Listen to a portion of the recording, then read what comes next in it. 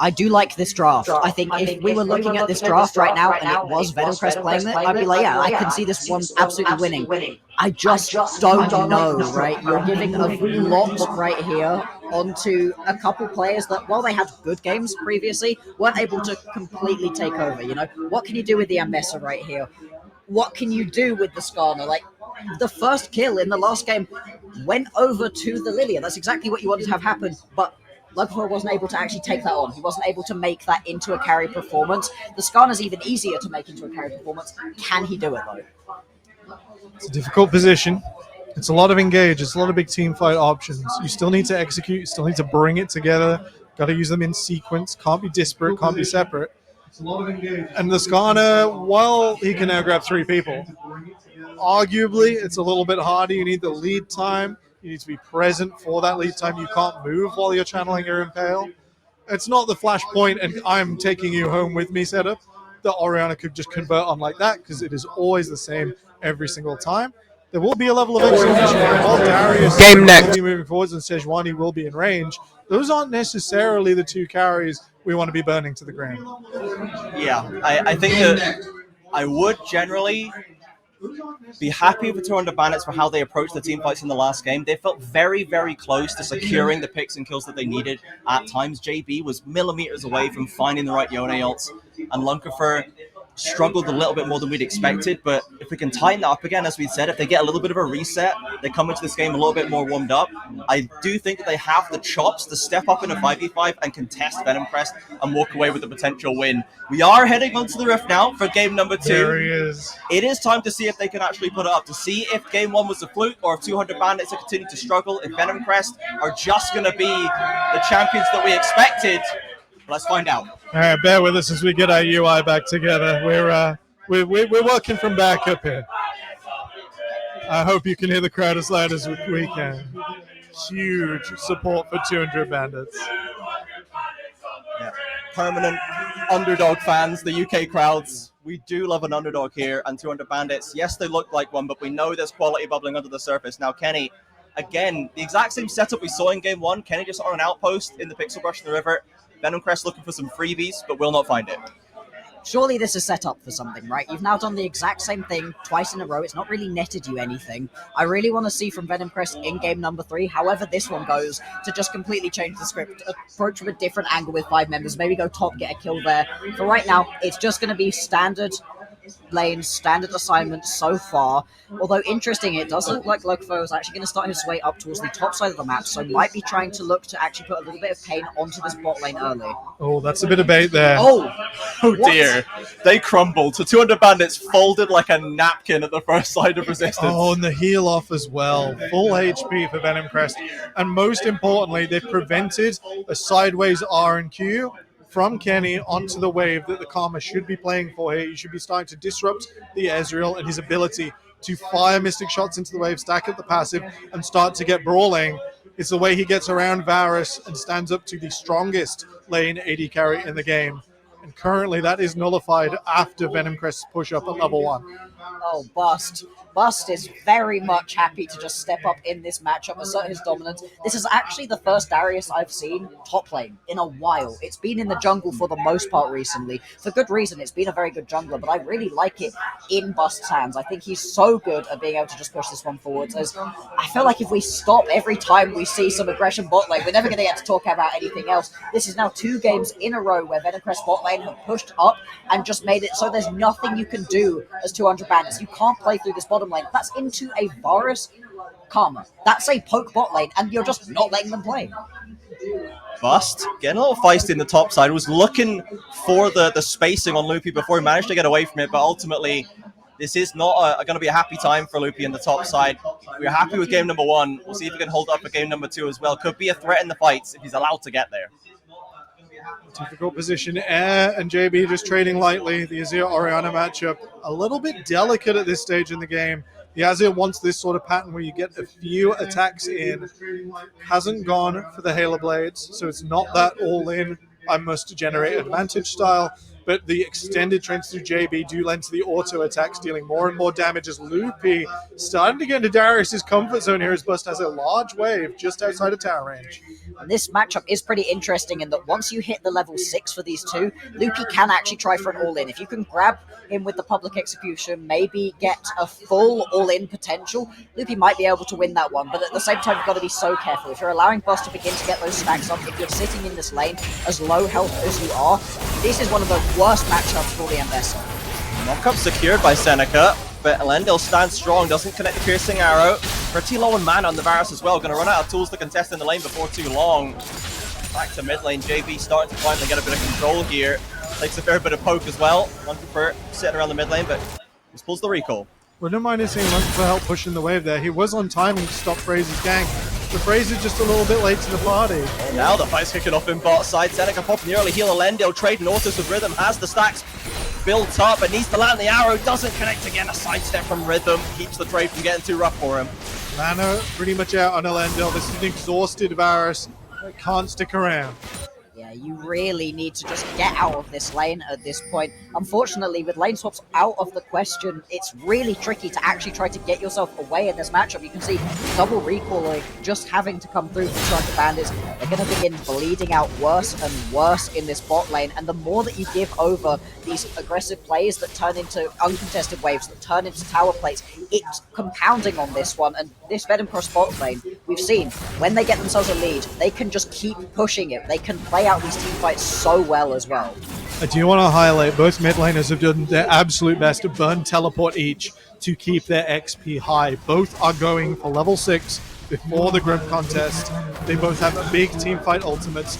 We will look to both junglers to hold on to this top side, but the way the pathing is worked out, Fraze will have to go down here if he wants to keep sequencing his camps. Looks like Lungflow's going to do the same. So we're looking to a delayed fight. We'll wait for the supports to fully mobilize out of that bottom lane, because at the moment, Seneca is still holding around the dragon. You can see with both of these objectives spawning up right here, where do these teams want to try to play around? Venom Crest are taking a good chunk of damage off of air at this point, so 200 bands are going to be happy with that little trade. But right now, you can see both junglers are further down towards this bottom side. We were talking in the previous game about how we didn't really care for the Chemtech as that first trade. Oh, Bust hooks him in, has the flash advantage here as well. Loopy needs to get to safety. Ambessa, a pretty slippery customer, but there's the flash from Bust, stacking up the passive, and the execution is there. The Darius drops the axe for first blood. And this is what we were saying, right? What can you actually do into Bust right now? It seems like in almost every single situation he's able to come out on top in these 1v1s. The previous game looked great for Loopy. It was one of the best matchups I think we've seen him play, but just falls down here, and the fact that he is already losing out on this 1v1, it doesn't get easier. Carries, Bust, top lane. It's getting a little bit classic, gentlemen. Venom Crest will cross map over into the grubs. Kenny finds a pig flying over the wall. Frey's getting aggressive, air around the corner. There's enough healing to get the karma to safety, and now Lunker flying in from stage south here. Doesn't get a good angle in. There's the shuffle. JB, the Oriana left on the front line. Bust there to chop it up. Seneca here to assist. Air looking for more to Kenny. A lost auto. Claims the feat of warfare. Now Loopy arrives. It's a really target. There could be a kill here for him. Lunker for watching. Doesn't think he can make it happen. And a double kill for Air. Emperor JB of the Netherlands, not quite enough to convert the fight. It looked so exciting there for a moment, but Air deep in the back line as this push out from the crowd is one of somber solace. 200 bandits routed. That's the happiest I've ever heard somebody be sad about something right now. As this is exactly what we were discussing when we were watching the draft, when we saw the fact that it was going to be an Azir right here for Air. He's just different. He is one of the best mid laners we've had in the UKL in a while, right? This Four Nations has been a great tournament for him, and the fact that he's able to find that ulti, and then you try get a little bit of a fight back from Loopy, but it just isn't enough, and that's one of the best team fights you're probably going to get as Loopy. You have the ulti, you've got full health when everybody else around you is low health, but it's just the CC. Once again, Venom Crest, they've got themselves a composition with way too much CC for 200 bands to be able to deal with. Errors look good against Battery. He's looked good against every mid laner in the league, and we are more stacked than normal this winter. It has been an increase in quality, and these guys have stood tall atop it all. Bust going for one more against Luffy. Oh, that is, that's some patience. I'd have clicked apprehend like 3 times in there, and I'm not ashamed to say it. Yeah, itching over the key. Phrase with the max range, they show prison, and Air's there to drop the damage on top of it. A shockwave does a lot back in trade, and JB will survive off the end of it. Kenny's there if needed, but decent from 200 Bandits mid to escape that situation. So, as we watch all of this action, right, as we watch things happen back and forth, yes, I'm glad that we've gone right here to watch onto Lankoa, because despite the fact he tried a little bit on Seneca, that is the first time I've actually looked at Seneca this entire game. We just spoke about how this champion is one of the best to be proactive on. It's so good to get yourself an early lead. It ganked amazing. Lankoa has been a little bit MIA this game. You can pull it back in the team fights. That is possible, but I just want to see more from Lankoa. He needs to step up if 200 Bandits are going to be able to get a win. I think it's a bit of a symptom of the shockwave being used defensively last fight. Bust might start up here. Loopy should be able to dash out. There's that apprehend, the ghost as well. The Darius inevitable in its chase. No way to escape, and it is going from bad to worse up here for Loopy. It is starting to get a little bit out of hand in an auction top lane. Thumbs down from Bloxer as Loopy dies. Flash so nearly available to get to safety, but 30 CS down, 0 and 3. Might be time to consider that lane swap. He's not even ahead in items, particularly right now. Bust actually might pay for this with his life. Flash it though, Elendil wants to get some revenge. The tower shot's there, and it's a big shutdown for the Varus. It's big. The wave comes in, so Loopy will still be feeling that, but it's starting to get a bit rough. The Serpents have foiled and struck. Their support systems that we were so keen on out of draft. I've not seen an Impale land yet. I've not seen Karma secure priority and a numbers advantage elsewhere. 200 Bandits need to get a move on. The gold is starting to slip away. Luffy under a little bit of pressure here. Seneca finds the knockup, but the Ambessa dipping and diving. Takes a lot of damage back from Rhythm. Ow. The Ezreal has been such a good pick from him. He hits these skill shots so consistently. This is still at the tier cull stage. It's only going to get worse. Hey, at least it was 1 minion wave, right?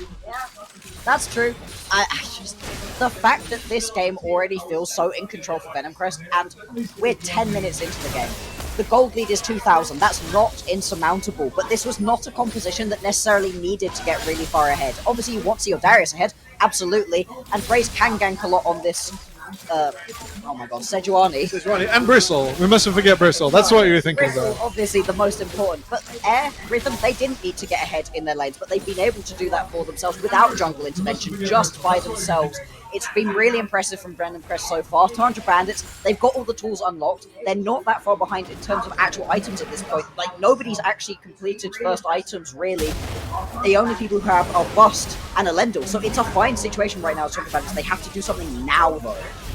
Grubs going over, 200 Bandits starting that one up. They are holding Bust at range, but this is dangerous. That's a 3-in-1 Darius. Lunkafer is there with the ultimate ready. Needs to get it positioned right. Bust has a flash if needed, and Lunkafer, he just whips it, and now the axe comes down. Rough. Kenny will survive for now. They're gonna get the kill, but I'll be honest, lads, that was an ugly one, and Bust gets the trade on the passive.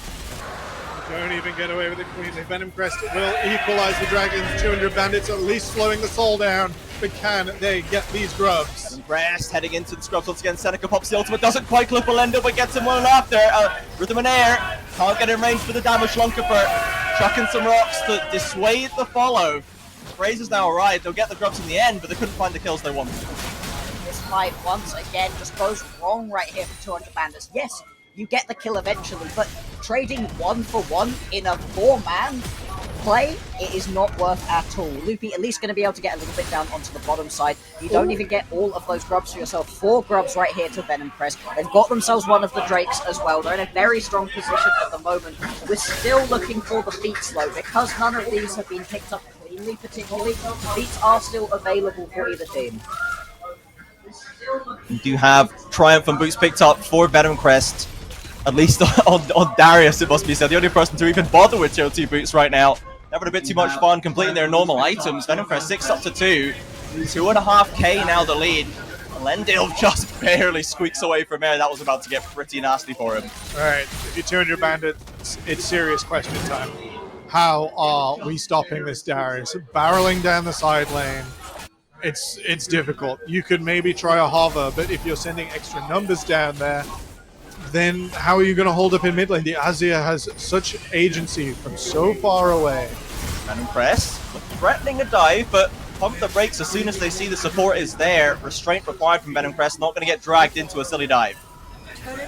I've got an idea, right?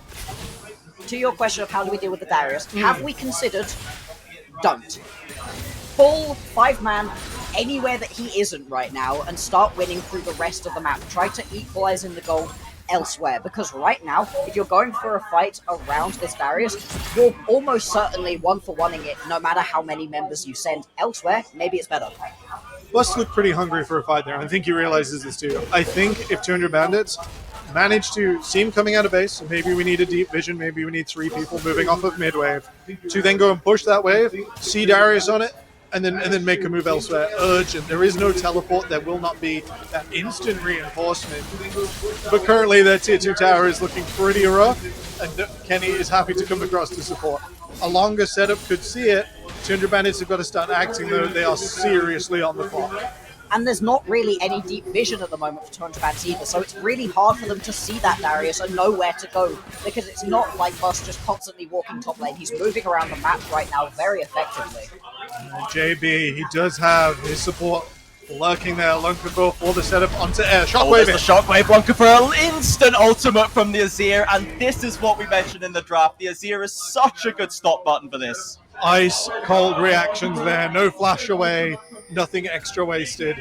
Air will submit the ultimate 1-for-1. 200 bandits needed that Shockwave a lot more than Air needed his Streamer Charge.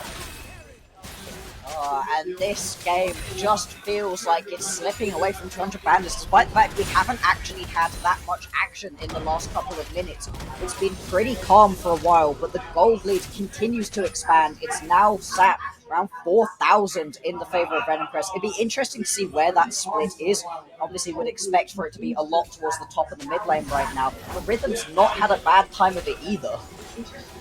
And the Rhythm Ezreal doing a job just not doing anything wrong, really, right? Air has been able to get some aggressive plays, looks for another one as JB has to flash. Seneca was there to follow it up, keep that threat building. JB, you gotta sight this tower off, my friend. There's a phrase in the wings. Definitely worth to spend an ultimate to get the flash. JB and Lunkenville, we called it the setup. We called it the most important play for 200 bandits to come back into this game. And they are having such difficulty with it. Venom Crest are targeting them. They're making it hard. These side lanes are not safe.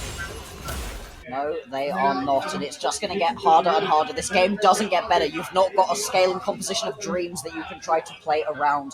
We've got first items completed on everybody, rapidly approaching second items on a couple of our main carries, right before we've got the next set of fights. Lunkerfer has a nice angle into mid lane right here. Obviously slippery characters, the Ezreal and the Rakan. And EO for the wall leaves Rhythm on the red side of the map, but no one in 200 bandits in a position to really punish. They might force the fight though. They might be able to just call it. Elendil whiffs the ultimate. JP has just arrived, but Venom Crest have easily just stepped aside. Alright, nothing has gone horribly wrong yet. They have a little bit of mid priority there. It is not enough to score a major win. It might be enough to quickly switch sides and take priority over the Dragon. The flank, the bust flank is so huge right now. You can get this Darius into the backline. Yeah, a lot of damage right now. 200 bandits see it coming. They have stored themselves on the mid wave. Darius won't be able to get in behind, but their health bars are getting chipped away. Oh, there's the committal. Darius going to pull up with the upper hand. Lunkerfer. Triple Lunker, no loop to get the damage down, and Elendil goes to the killing spree. 200 bandits with an opportunity to finally get this game going. Smash into the wall. Lunkerfer survives, and the bandits 3-0. There we go. Hello, Lunkerfer. Welcome to the game right now. That's what we needed to see. 200 bandits, they've fallen so far behind in the early game, but these key ultimates come through all at once. Lunkerfer steals this and he gets away with it. Truly, the bandit himself, frozen, pulled forwards, and a huge impale locks down everyone but Air and Rhythm. And with that, the front to back, the Skarner is unleashed. The pick can do what he likes.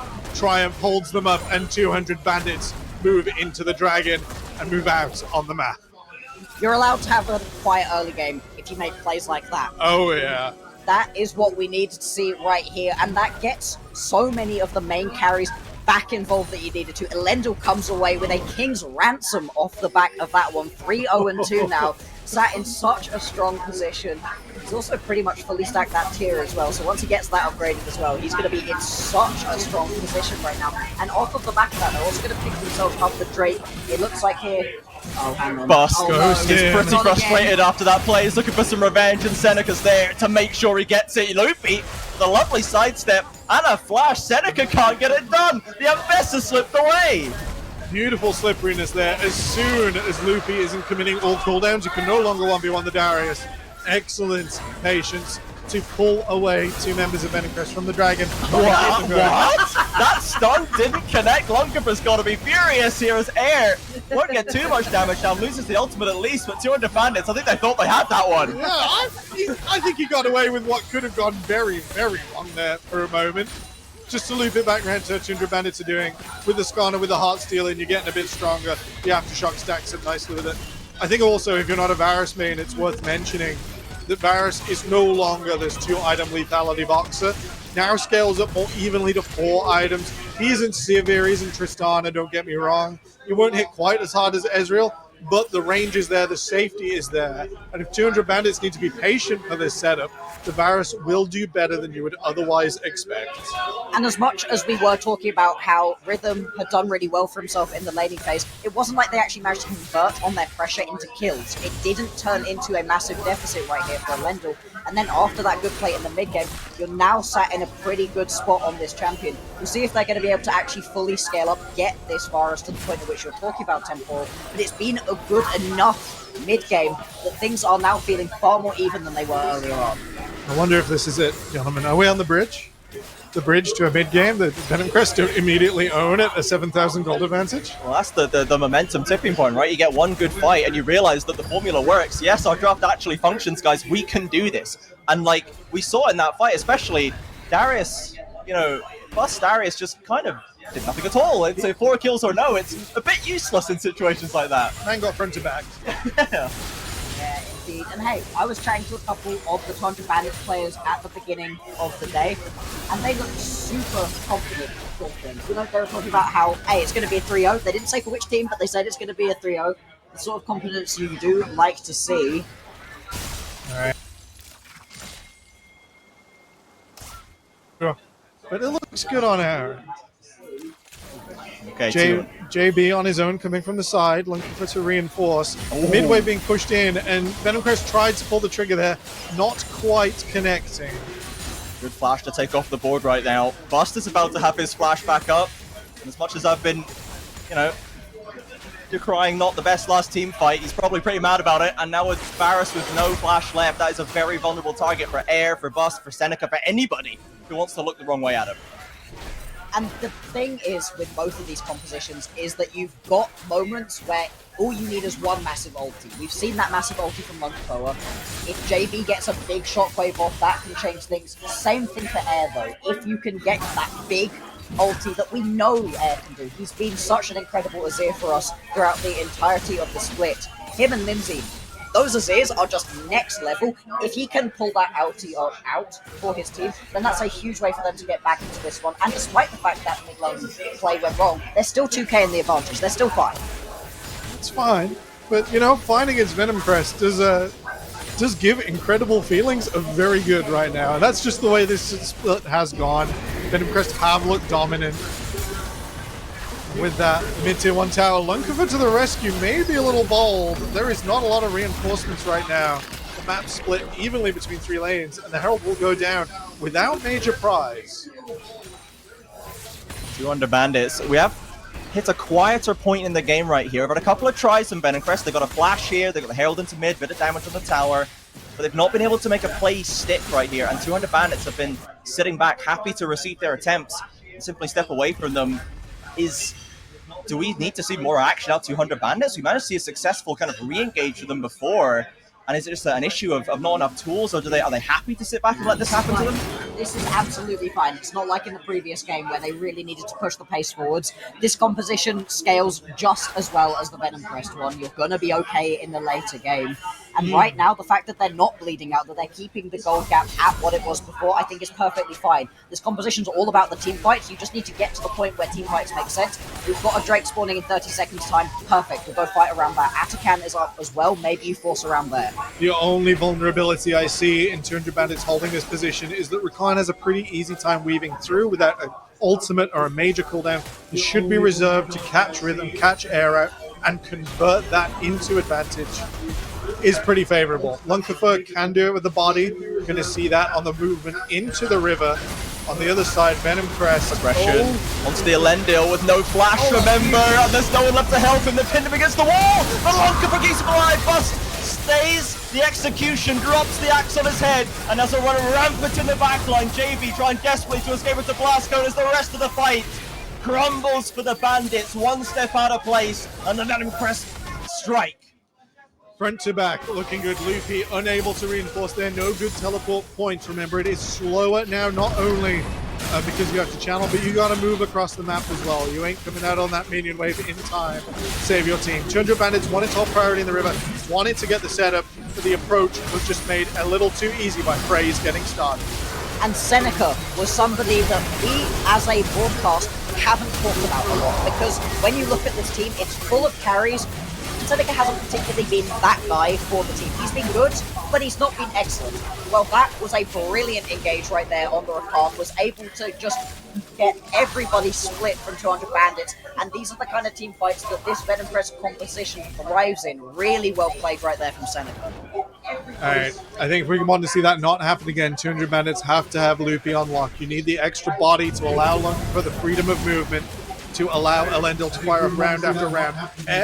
Despite playing the poke build, despite playing the build that is strongest in this situation, he does not have that freedom himself to start chipping down health buffs. Lunkafer, Kenny, and Luffy resist it, but those bodies have to be in position as the approach from Venom Crest is looking fantastic with the Glacial Prison and Rakan coming forwards, and they're set to do it again. Tension in the river as everyone fades back onto the midway.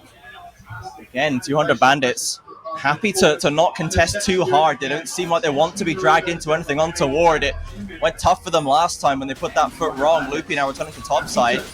And Venom Crest happy to send Bust up to deal with that one instead. I'm wondering what the play for Venom Crest is going to be. Is there even an angle to force the Baron and try and say, 200 Bandits, you have to answer this question. It's Rhythm taking the game into his own hands, goes aggressively forward, and is the follow-up from Ricardo Lendil. Isolated again, 200 Bandits split in their jungle, and Venom Crest are picking them off one by one, hunting them down in the red side of the map. Bust leading the charge, another knock-up. Here comes the Scarlet roll, but there's no damage to follow it up. 200 Bandits have already lost their plays in this fight, and Venom Crest take 4 down across the jungle. One by one, the Bandits isolated fall in their own jungle. Venom Crest had the deep vision in. Despite 200 Bandits maybe seeing it coming, maybe having a little vision of their own, they do not have the means to respond as Venom Crest strike at the Baron, and will pick that one up as their prize.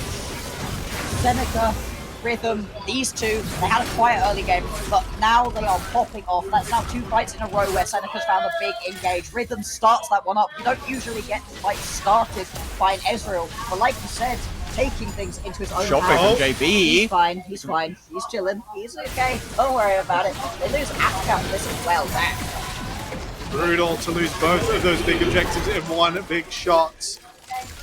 Does not have the teleport to immediately respond here, so JB going to try and get the consolation prize of an objective bounty and the tier 1 tower. Maybe 200 Bandits can use this in the minutes to come, but it is a huge economic loss for them on this planet.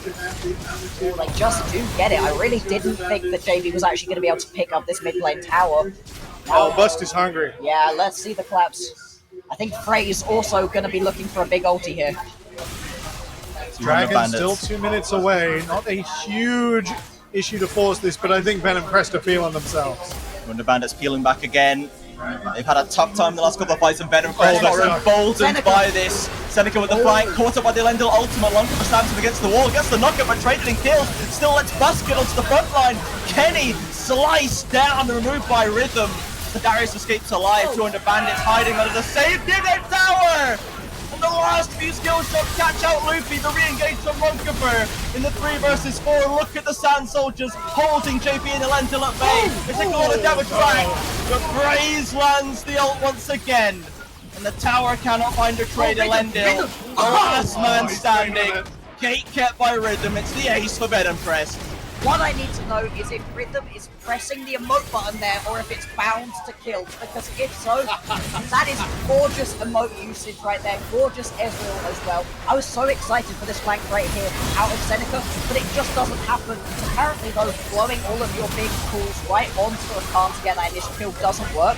And this is the thing with how far ahead Ben and Press are at this point. You're just dealing horrific amounts of damage. You've got tanky champions here on 200 bandits. It just doesn't matter. They're able to run through this entire team fight. And I love the aggression out of Rhythm to walk around the back of this tier 2 and say, I don't care, I'm going to dive you, and it works. That impressed clearly, calling the big cooldowns, Shockwave burnt defensively before that tier 2 wave comes in. Means that they will be losing 2 Nexus Towers, and the fight will not be long for resetting. Luffy ulting onto Rakan. Surely the burn over the wall will get it done. JP coming around with the speed boost. The dissonance is going to get a flash. Lunker for now taking his shot at the title, but Seneca still wasting a heck of a lot of time. Flash Q, and Rakan ults with the quickness, and Seneca survives! JP now on the front line. The cavalry has arrived for Men and Press, and it's a disaster for 200 bandits. They dropped everything for that Rakan, and it just cost them more deaths. JB Dutchons lost in the sea in front of the hay, unable to convert as the base goes down. Does so much damage so quickly, be it champions, be it infrastructure. 200 bandits, the base is under attack. What more emblematic end could there be? They really drive us Seneca for air. Puts the stamp on it, shuffle for the double, and the Nexus explodes. Hey, what more can you say? And immediately, I think it's emblematic for Air to get that massive ulti off right there. Yeah, he earned it. My boy earned it. And to be fair as well, from those last few fights and what we saw from Rhythm in this game, for those not in the live venue, Rhythm is not here. My man is sick today. He is too ill to travel, and he's still playing the finals, and he is looking crispy on the AD carries. Oh, yeah. Get well soon, Rhythm, but you press those keys real good, yeah. and you still have, even though you're not very well. So good from so many of them. I'm most excited right here with Seneca. Seneca has popped off in a way I don't think I was expecting. He's very much been a flying part of this competition, but not the guy. In this game, he was the guy. Yeah, this was the moment that Seneca really stepped up and took this game, this series into his hands. But for now, let's send it back to Greyheart to see what's going on in the venue. Yeah, this was the moment that Seneca really stepped up and took this game, this series into his hands. Thank you very much, casters. That was absolutely terrific as always. There are 2 words being bandied about this arena right now, and those 2 words are reverse sweep! They believe 200 Bandits' hope is still alive. I'm joined here by someone who's been joining us on the cast all the way through Split 4 Nations. It's W King. I've made a fantastic... Where have you come from for today? All the way from Germany, just for this game right here. I'm here for it, definitely. All the way from Germany. Have you been excited by the gameplay so far? Listen, the 2 in 200 Bandits is how many games they lose before they come back and reverse sweep this. They are winning this. They're coming back fully, for sure. Dobby believes. Let's see if we can find somebody else. See if there's any belief as we go over here. Here we go, joined by another. Oh, that is a phenomenal looking pizza. Most important question, do I get a slice? Do you want? Take one. I will straight after this interview. I'm coming back to you, don't worry. How are you enjoying the gameplay so far? It's good. I'm ready for the reverse sweep. Another one believing in the reverse sweep. Alrighty, I think that we are nearing a position where I can send you over to the ever wonderful analyst desk. Over to you. Not quite over to them. No, it's still me. All right, let's get one more interview. Who we going? Oh, you look like you definitely want an interview. Right, come over here. So, how did you feel after that game? It went similar to the first. Are you still excited for the rest? Reverse sweep, yes. Reverse sweep. Over to the analysts. Over to the analysts. Send it. Right, okay, guys, we got one more. So we are here. It's game number 2 over, and you know what? It was a closer game, right? There was some opportunity for some comebacks. I feel like partially that's due to draft, right? But we'll get into that a little bit more. I feel like all in all, it was a fun game to watch. I mean, it was definitely a fun game to watch. I think we were really scared early on with Bust getting so strong in the top lane. We're watching it thinking, oh, is it going to be a Bust show on the Darius? And then eventually Lunkifer comes up with an absolutely clutch fight, brings it back again. As I think we've got the players walking past us right now. You can hear the applause for 200 Bandits. The crowd want them to come back in this one, J-Real. Oh. Yeah, I do think that there was a valiant effort. We need to see more. We need to see something more. We need to see some fire. We need to see some willingness to stay alive in this series, because honestly, so far it hasn't been enough.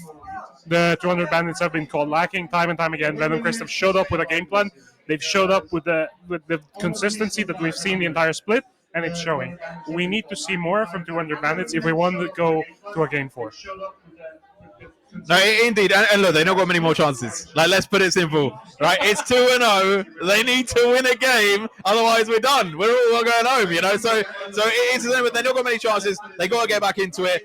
This is the chance to take the game off Venom Crest, or they're going to go completely undefeated for the whole season. So it's big stakes on this one.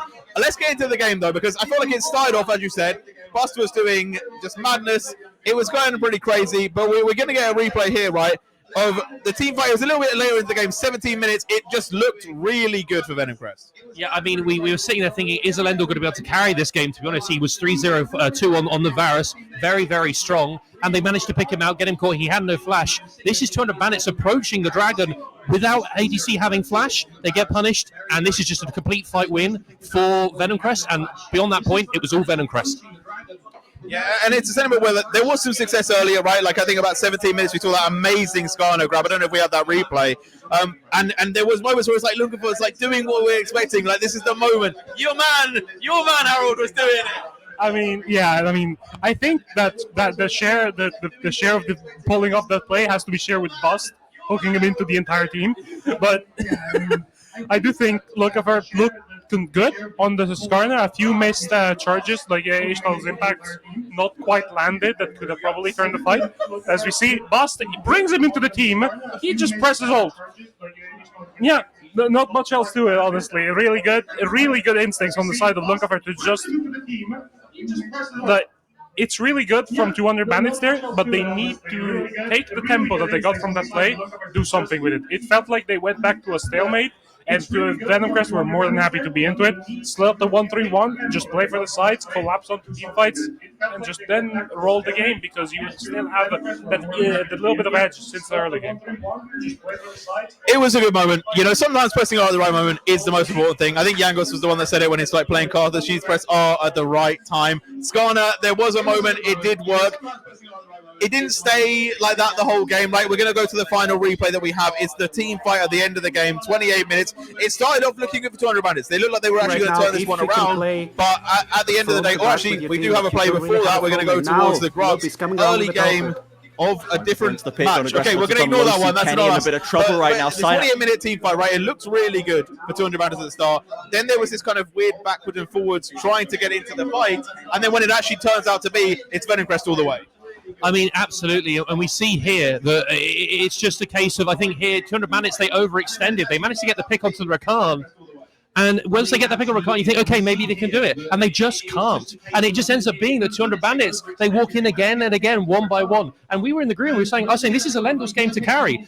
Lunkifer, he's on the Skarner. He is not a hard carry champion. Carries through CC, but doesn't carry through damage. Elendil, these players like Loopy didn't have a great game, but Elendil and JB were the carries this game, and they didn't step up. So now they do with game 3. Skarner's gone. Lilia's gone. Where does Lunkifer go? Because Elendil has shown on a Varus and on a Corki, he doesn't provide the damage you need to carry these team fights. If I had to ponder a guess, as we see here, the great escape from Seneca, which also then leads to 200 Bandits' complete demise at the end of the game. How does this guy live for so long? It's ridiculous. And then, like, at this point, you're overextended. You've burned so many resources to try and catch the Rakan, and here you just get collapsed on. Like, there's really not much else to it. So much damage coming down from the through-shot barrage. JB's knocked low from the Azir auto attacks. There's really not much else to it. I think 200 Bandits need to be bloodlusty when they know they can confirm the kill. Because just having bloodlust for the sake of trying to find something is not working. Yeah, I think it's one of the things that we were thinking earlier on, right? It's like Venom Crest are very clinical at taking the game. When they get the lead, they kind of end it there. They don't allow the other team back into the game. 200 Bandits, though, they take a bit more time. They're really good players. They have a lot of capability, but they don't always smoothly end the game fast, and I feel like that's one of the bigger issues, because Venom Crest, any chance they get to take a lead, they will, and if you give them opportunities, they can always come back into the game. Now, this is game 2. We've had that. We talked about a little bit about picks, but what about playstyle, right? I feel like the one issue that I'm not seeing from 200 Bandits is they're not picking a strong side and really just nailing that home. I was going to say that what you see is, you're saying about games taking a long time. When you're Venom Crest, you've got amazing players in every position, pretty much. You're giving time for any player to make the play that wins you the game. And so what you find now is that with 200 Bandits, you're saying no one's really stepping up in that regard. They're not being the strong side. They're not playing, as we see here, a different game again. But either way, basically, you're not seeing that any of the 200 Bandits players are stepping up and doing the damage. They're not playing to anyone, really. In this game, you had Varus. Varus was fed in the end, but that was fed off of a mistake from Bust. It wasn't fed up from ganks in bot lane. It wasn't fed through plays that 200 Bandits are making. They're being too reactive. They need to go on the front foot. Yeah, and I think proactivity is something we talked about earlier, right, with the mid lane. We talked about we want to see JB really making those roams, getting onto the map, being active, and it does feel like it is much more of a responsive look. And I don't know if they maybe have to go really, really early game, play things like Draven, maybe draft themselves some real aggression to go forward. I'm assuming we're going to get looking for on Kindred, right? But it's a sentiment of, I think something needs to change. And I know it's the finals. I know it's we don't want to play something we haven't played before. But maybe, Harold, this is the time to do it. I mean, just before in the green room, we were talking about the possibility of Lunkafer doing something completely unheard of as of the split and pivot towards the Rengar. It is his most played champion of all time, and at this point, you have to try something. You could just create a composition that works completely around the Rengar. You bring a Sion in the top lane, you have a setup mid laner, something like Alessandra, and then you just play for the Rengar snowball. And you try and make the game impossible for the enemy which he carries, and you kind of just try to skew it that way. Otherwise, you pivot towards the Kindred. You have that consistent damage dealer that Elendil hasn't been able to provide this game. You have the lady carry. You probably pivot Elendil towards something with more utility, something like a Jhin, or possibly a Sion Senna lane, which could be the possibility of just take him off of the duty to carry games, make it so that he's there to help the team as well. Is there a world where we get Loopy counter pick? I know he's not going to get the Urgot, but maybe a counter pick into Bust, maybe flip the script, play top side, go aggressive? I mean, he had counter pick in the first game. He played that Cassante on R5, and it worked. He had a good game, so we know he has it in him. But the question is does he have those champions? Does he have those champions where a counter pick on, if they're on red side on R3 or R5, seeing Bust champ, is it good enough? Are they good enough champions to warrant giving the power of that pick to Loopy when you've got players like Lunkafer, like JB, who we've hyped up? We've said JB, probably second best mid in the league behind Air. Lunkafer, everyone's got him as probably their best jungler. Is that the case? You give that value to Loopy, who he's shown a very small pool this bit. He's shown an Ambessa. He's shown two champions here that we've not seen very much coming out of him. Are we going to see a third, or is he going to try and go? Well, I'm just going to go Ornn, guys. I'll go Ornn 2, 3. I'll just be safe, and I'll make sure you guys can carry, because that's how they've won. Let's not forget they've won off of Loopy Ornn. That champion he has been phenomenal on, and we have not seen it so far in this series. It's definitely a good point. I feel like going back to comfort is something we talk about a lot. Go to what works for you. Bring it back. I feel like it does feel like whenever they play Venom Crest, they have felt a little bit uncomfortable. They haven't necessarily been themselves in that switch way. And I do wonder if maybe you're right. Maybe they do just need to go to what works best for them. we can think about it all day long about like what new strat could they come up, what could they do differently. Well, I feel like maybe they do just go historic.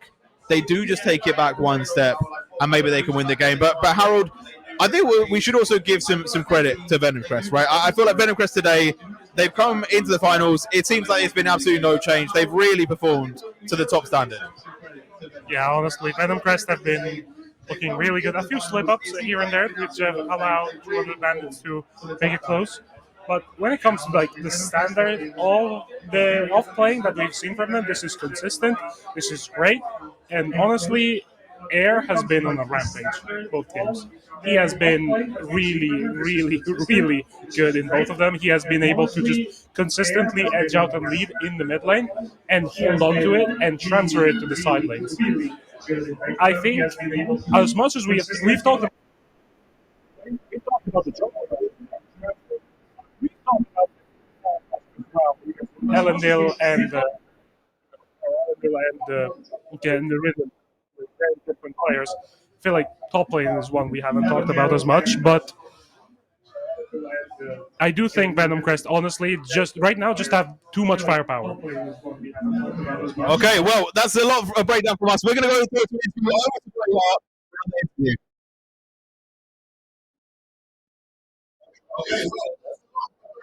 Thank you so much. Teammates and new friends behind you there. No one's obviously told them they only get 5 minutes of fame, and they have just used theirs up. I am here with someone who's not used up their minutes of fame just yet, Venom Crest owner Ace. Great to have you here. How are you enjoying the game so far? It's been exactly what we expected. There's quite a lot of upset 200B fans out there, but they might not want us to win, but we're going to keep winning. Hey, you know what? You're 2-0 up. A lot of people are cheering for reverse sweep, but a lot of people are expecting realistically a 3-0. Are you confident that's how it's going? People thought 100 beat us, they failed. 200 bands go with the same story. Oh, wow, incredible. So the question is, if and when you end up getting this 3-0, whatever it ends up being, what is next for Venom Crest? The next is sort of reviving our status in the NRC itself, making sure that we don't come last again. That's the biggest one, really. Keeping that up, and then just sticking with the UK. Making sure that we keep committing to coming to these events. Helping Ron in the future who helped organise this. They're fantastic. So trying to increase our shot rate for UK esports. I love that's something that you want to do, and you're giving a shout out there to Brod. And honestly, just being a little bit too nice to them. Anybody that you maybe want to throw a little flame towards, you're kind of the heels of this scenario, so you can go all out on them. I don't know. I can't really blame anyone. It's been a fantastic experience. I'm a positive man. But if there's anyone, I think Vertex, they were kind of annoying to play against, so we kind of blame them a little bit. And where are they? Well, they certainly didn't get a win off you because nobody's got a win off you all season. My final question before I let you go back to the team and get ready for that draft is: are you going to go the rest of this entire season? Cheers, Ace. Right, let's have a little look, see who else we've got. I think possibly behind this wall is absolutely number one. This is the behind the scenes. As you can see, hard at work is not working hard at all. Everybody else working super hard though. Let's head over this way a little bit. And dozens of people in this corner. Here we go. Comfortable chair for Greyhound for the first time today. How have you enjoyed this series? Questionable plays and around draft, but probably not my place to mention it. No, it's not your place at all, and that's what we have to send somebody who can talk about the draft. Over to the analysts.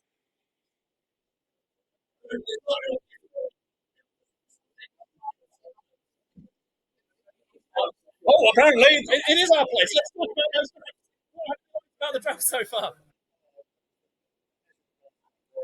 Laning aggressive laner, but overall, I think that it's more just a hand check from Venom Crest. They've not really been challenged with their drafts. I think that they're very much the jungler's not being prioritized in the correct ways to be able to basically play through the solo lanes in the way that I'd prefer.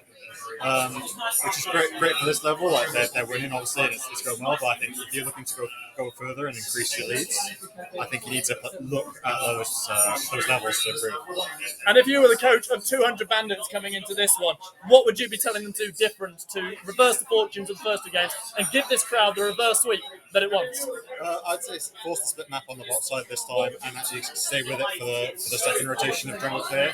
That way then you can at least open up to the bot side, try and get it into the mid. I think it's a bit of a lost cause, so put it on a tank and just see how it goes. Fantastic. Thank you very much for your time. One final person to say hello to, and it is a bracket. How have you been enjoying the series? Oh, sorry, we're out of time. Over to the analyst here. And we are back and ready.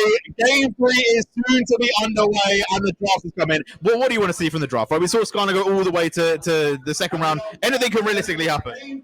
I do think we want to see something different, adaptation. We want to see a different kind of idea on how to attack Venom Crest from the side of 200 Bandits. Venom Crest can just keep doing what they're doing. It's working. Why do they need to change? The burden of change is on 200 Bandits, and they need to find something that works. Be it the Rengar, be it picking, for what it's worth, Zac, be it the Kindred. Something else. I'm going to say something that might be a little bit controversial. I think this game, 200 Bandits should go blue side because there's a hugely pinched AD carry pool, and you're going to be really struggling to find Elendil champions. He's got Sivir available still. Ezreal's gone, Corki's gone, Ashe is gone, and so is Varus. So go for a Sivir. Just say, listen, we're going to play to buff up Alunkafurt, and we're going to be able to get Loopy something a bit better later on in the draft, even if Bus falls later, maybe Ornn on 2-3. And then I'm on the Alunkafurt train. You've got to, I think, go back to your game plan. And I think at this point, with what's gone in the draft, I think you just have to be confident playing like maybe a Sivir Lulu. Those two champs are available. Something like this, where they like their red side, they like their counter picks, but it's not working because the first pick is always slamming down a champion that Lendl wants to take as the next tier of AD carries in the pool. And so I think you need to go down and go, we're going to get it first. Yes, we're not going to get our counter picks, but we're at least going to have solid, stable lanes, because at the moment, you've really struggled to make them solid and stable. You know what? I actually kind of like it. Solid, stable, get the Kindred in, then you have a bit more flexibility to go for the invades. I feel like there's a world. I've been cooking, right? I'm cooking in my mind. I'm like, okay, Bard, Bard not ADC, lol. Bard support, right?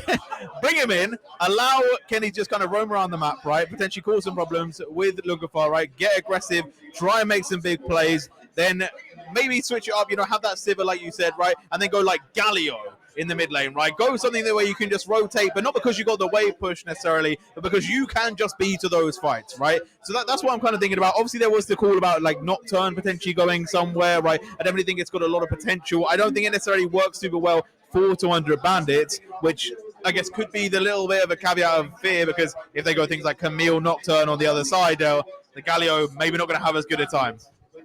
Yeah, I do think the idea of playing a kind of protect the president composition could be something that you look forward. There's the idea of possibly going for like Kindred plus Taric even. Like you have the double immunity and you're just playing through that. You're moving Kenny around the map exclusive with Lunkafur. I would say something more like Jin or Sivir, but both of them can work. But I think the main point that 200 Bandits have to hit in this draft is they need to give themselves ways out of stalemates. They need to draft themselves a composition that can say, we're taking this fight here now. You don't fight us, you lose. It can't be that Venom Crest can immediately back off of any fight and lose nothing off of it. While every time 200 Bandits have to back off, they're losing a tower, they're losing waves, they're losing a champion, they're losing big cooldowns. This is something that like 200 Bandits haven't really exploited in their wins because they've been playing on the train of Lunkafur's exclusivity. Which means they need to kind of pivot a little bit their idea on how to push an advantage. It's not through kills, it's not through map tempo with jungle, It's through finding ways to make every trade winning for yourself. Is there potentially also a question mark about dragons, right, and of neutral objectives? Because I think realistically, when we look at this historical matchup between these two, it has always been Venom Crest getting those early objectives, putting that pressure, forcing them to fights. Maybe if we had 200 bandits say, you know what, we're not going to go for those early fights, but we are going to go for those early dragons, pick up a lot of potential on the bot lane, give up basically top side, say weak side that, and then give over the grubs, set themselves up for those team fights and pick a team fight comp that works really well at 15 minutes. Like maybe that could be the trigger. I am thinking that Twin Bandits, if you look back at the rest of their run, it was a lot more unsteady it's in the time. But I wonder if that's also part of the live event. There's a lot of people here, isn't there? But also, I wonder if it's just a case of they were shaken by their last loss. Because I'm thinking now we're talking about these usual objectives. Usually they're trading.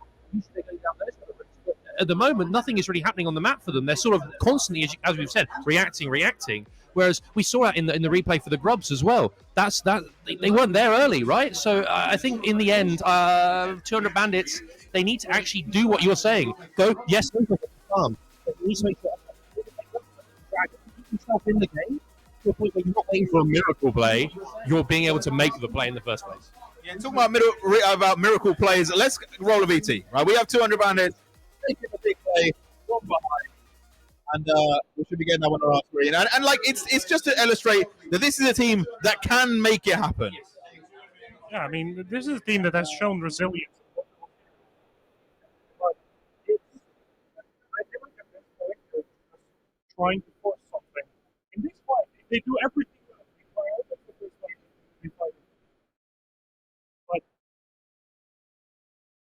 Yeah, no, they definitely can make a lot of things happen, right? There's a lot of potential for them to come into the game. And I feel like one thing that I think they need to really encapsulate is the fact that 200 Bandits are a really solid team. They need to have that confidence. They can't shy away from this. Like, this is the final. This is the scary team.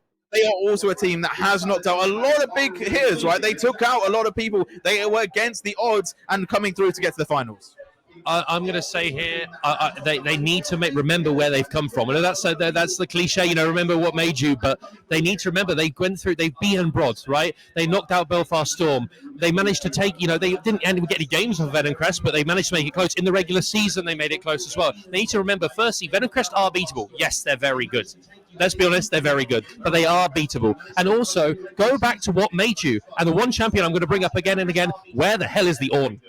Please bring out this Ornn. Loopy is the best Ornn in the league, and it's not banned in some of these games. Please bring it back. You need to go back and go, okay, let's go back to Comfort. The Tarek Kindred you suggested, they played that. Let's go back to these kind of picks. Let's not go towards, let's not play Venom Crest's game because we know they're going to smash them. No, I think the Ornn, Kindred, bring those picks back. We are, just in case you guys are wondering right at home or in the venue, what we're waiting for. We are waiting for CJ to press the button, specifically him to press the button. At him on Twitter if you want him to start this game. That's CJ Trajan. He is not allowing us to start the game at the moment, right? And he's just holding us hostage, it's production are mad about it. We're mad about it. CJ Trajan, he needs to press that button. Am I right? Yeah, you are absolutely correct. This man is holding the entire stream hostage by not starting the draft. Please add him on Discord, add him on Twitter, Blue Sky, everywhere you can on Twitch chat. This man has to start the game immediately. There's a big red button in front of his desk, and he's not pressing it. It's ridiculous. And frankly, he's traveled all this way to not start a draft. We're running into this.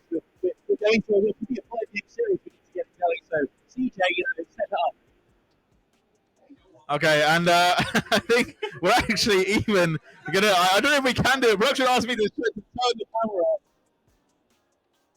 but we might be looking in to draft. I'm not really sure at the moment, but it's been a good time. I will say this. One thing that we should talk about is the fact that we actually came to a live finals, right? I feel like it's been a really nice time. Like it's been a little bit crazy here and there, but all in all, it's been a great time. And I think we actually might have this camera coming to us very shortly to show you the greatest of my thing to start again. But it's been a great time, right, in general, to really switch it up as well into a live fun. Yeah, I mean, it's something where I think we wanted this to come back to UK for a long time, right? We obviously had the death of certain lands that have gone ahead, and we've been missing a sort of live event where we've had two top teams competing. And it's great to see that everybody has done it today. I mean, it's absolutely fascinating. It's crazy that this many UK fans are going to Manchester. As we see here, the traitor himself, the man who refuses to start the draft. He's suited and booted, yet he won't boot the game. It's ridiculous. The Scottish traitor. He yelled something about freedom, and that we're not doing this in Glasgow. But we're here! Okay, the peer pressure has got to him. He's pressed the button and we're in draft. Game number 3. We just need to quickly move that one slightly so we can see the first pick. But it's all good. We're in there.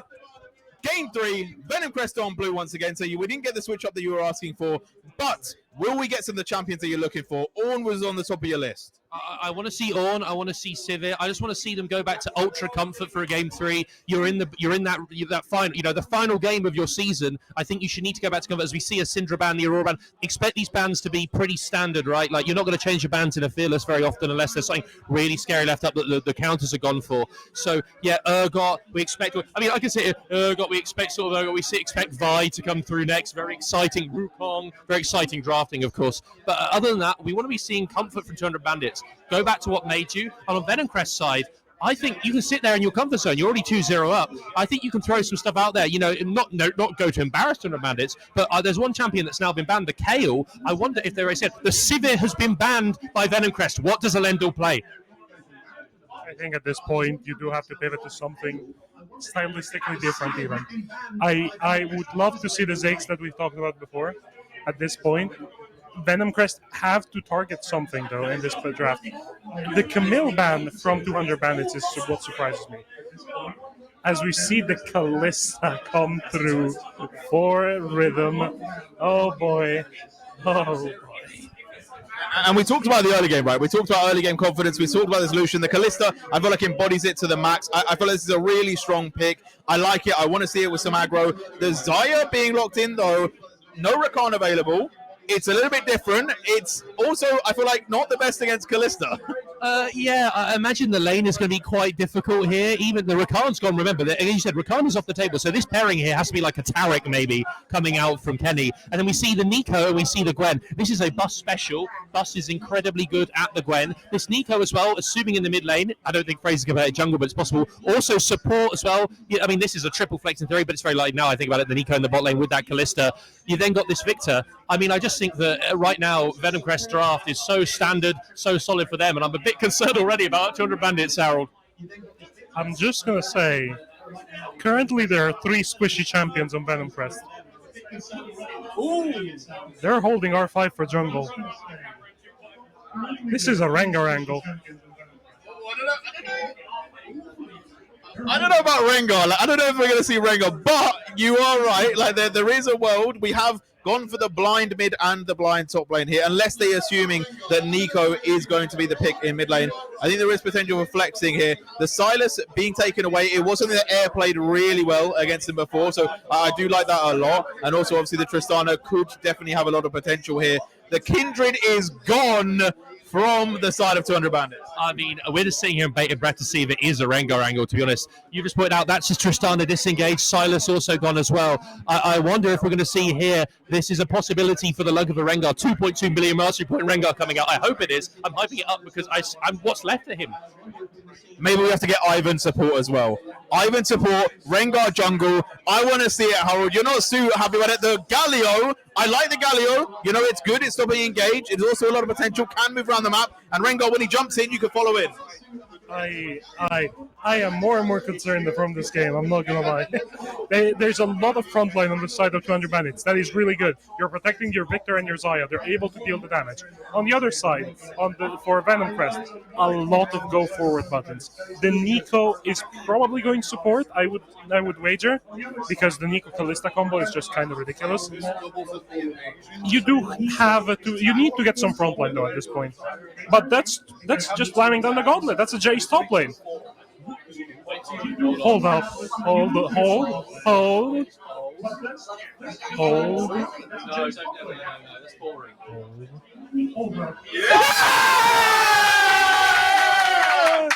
He's done it!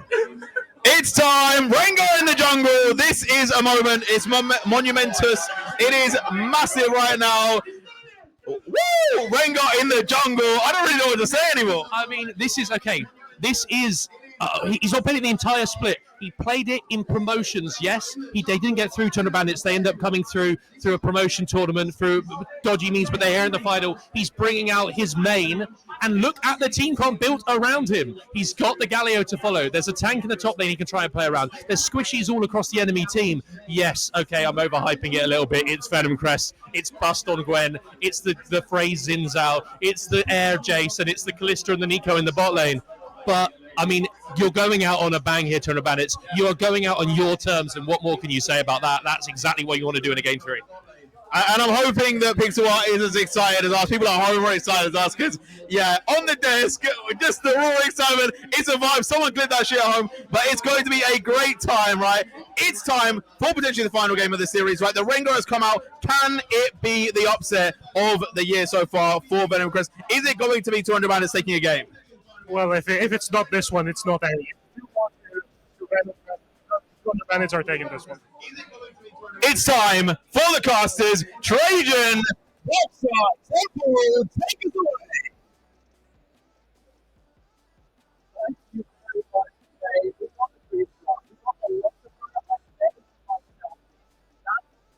From this guy, and this is what 200 Bandits need, okay? They need something to break the spell, to break the funk that they're in after these first 2 games, and this is the pick to do it. Man, you know, it's potentially the last game of your winter split. It's big stakes. It's all the marbles. To put it on the line with such ego, 200 Bandits have earned, if not a win today, a moral win in sticking to their guns and bringing out something a little bit special to put on a show. You're not going to beat Venom Crest by being boring. No team has managed to do it. Not a single game dropped in the entirety of this 4-nation split. You've got to do something interesting, and I like this as well from 200 Bandits. You've seen multiple times Venom Crest has been sending a ton of people. Just try. They're expecting the triple. They're expecting it to come the same way, and it's not just Kenny this time. It's the whole brigade. But Venom Crest have seemed to have learned their lesson and have changed tactics at the right time. I think Kenny getting a deep one in here wouldn't be a bad idea either. Venom Crest have already got one, so they'd see it coming. The Galio's got some difficult moves against the Nico in the early game. It will be a bit of bullying. Kenny is not going to be there in the lane until pretty much level 3. Then we're going to start to see bigger moves, bigger plays. But when he commits, it's got to be everything all at once. What? Oh! Is that push F, the flash dance? Oh dear. Okay. You know, I know it's UK and Irish League of Legends, but come on, my friend, come on. It's a press F to pay respects to JB's laning performance, I fear. Into the Jace. You don't want to lose the flash like that, man. That's you know what? That's right. I would just like to call out right here something very important. That beautiful replay right there from B and Casual Cutie, because that's peak them to zoom in on somebody flashing on the way in. So thank you for showing us that. We had to know. We had to know, you know. Our production today have done absolute miracles while we're watching this get started, and like I mentioned, the Galio not super present up against the Nico. But to set all of this up, we were a little bit late on the day. Public transport, it's Great Britain. We know how it is. There was traffic as well, so you can't even avoid it by having a car. And to set up what is a huge live production in not more than an hour and change. Bust already, getting a bit feisty. That's the stacked up Qs to really chop down Loopy on the Scion right there. It's still pretty even, and Loopy's Scion did have a decent performance. We saw the forward flash in with the Q. Is it the kill? Bust doesn't have a flash, has the Ghost holding on to it for now. The shield from Loopy looks for the AoE, but Gwen survives. Oh, that's real good from us there to be able to hang on to that Ghost for as long as possible. But the fact you go in, end up losing out on that fight, the Scion shouldn't be winning this matchup already. He does quite a lot of damage in the early game, but this is kind of the best bit here for the Gwen. The Scion's going to become more and more of a problem as we go on through. But I gotta be honest, I'm not really looking towards these top laners specifically right now. We talked about it in the draft, right? What is Lung Pro going to do? The first few levels, you're just sitting at farm. You can't want to bring up. You want to doesn't particularly help to get back to ultimate. You can't play it like that. You just won't do the damage you want to put up in that field. We got to see some of this. It's been a long time since getting competitive. If you want to be real pedantic, maybe even season 2. Maybe it's got to be full tank, full damage. He doesn't scale like that anymore. He doesn't play like that anymore. What we do want to see is level 4, nice big swing, lane gank if you must. in contrast to many of the popular junglers on the day, it's okay to farm and make a move if it doesn't work. If you don't make those moves around the map, you will not succeed. Level 4, Lunkefer into the mid lane. Air running for the hills, doesn't have much mana, and Fraze is waiting in the wings. If Lunkefer gets too confident here, he's going to get engaged. Oh, there's no first blood, and a flash away. Leap back to the wave, the Rengar is kicking. What a move to start with. We called it out. The Rengar cannot sit and watch. He cannot sit and wait. And the 200 Bandits steal the first move on the map. Counter gank that, says Lunkefer. Oh, we hear Manchester roar as well. The crowd here has been in 200 Bandits mode the whole time. Buster's committing. He's overgone. Loopy has dragged him in, and Lunkefer's ready to pick up another. It's delicious. It's Rengar. It's 2-0 at 4 minutes into the game.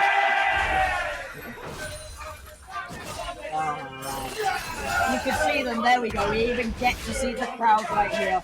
They are cheering, they are chanting, they are singing right here for 200 Bandits. They don't want to go home after just 3 games. They want to see somebody take it to VNC, actually pick up that first win. VNC undefeated coming into today. They've been a complete dominant force, and we said it right at the start. You can't beat them normal. Where the Rengar getting 2 kills is about the best start you could possibly hope for. Fraze has going to get an angle onto Loopy here. No mana, no flash. This is surely a dead Sion, but if anyone who watches the NLC knows, Sion dying does not have to be the end of the world. Just get the wave in as well. That would be the other condition by which Loopy could be made to suffer. But he's still got teleport in pocket. He's still going to be just alright wandering back to his lane there. The Sion super weak side might allow Lunkefer an easier pathing later on. But right now, the gank setup's pretty good. You have to be opportunistic. The Rengar seems pretty flat across the map. But with Grubs coming up, that's going to be eyes on. Our top laners are still going to go toe-to-toe a little bit, but these individual picks being so exciting, I feel, is distracting a little bit from the fact that whilst Rengar is fun and can one-tap people, this composition also teamfights really well out of 200 Bandits elsewhere. Everybody else, other than the Rengar, is so good in a straight-up 5v5 teamfight. If one controller can start off a teamfight getting a pick on somebody, one-tapping them, even if you die, I really don't think that's the end of the world, as long as the rest of the team is then set up for the fight. I really like the meta read from 200 Bandits. It has been my favorite way to play the game on this patch. We've watched plenty of EMA Masters. We've got plenty of data that's relevant today. Control Mage plus really, really bruisery assassin. The damage from the jungle. Oh, in goes Loopy, a 3v1. It's just cut and dry, folks. They just have him up in the lane. They've planned the gank, they've timed it right. 200 Bandits, they look at revitalizing game 3. They're making opportunity look like this that piece of warfare for Rengar alone. These men and friends putting off that, picking up the seconds on the dragon. It's all they can manage right now. And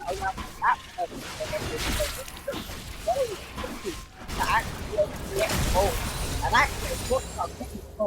Right now, it's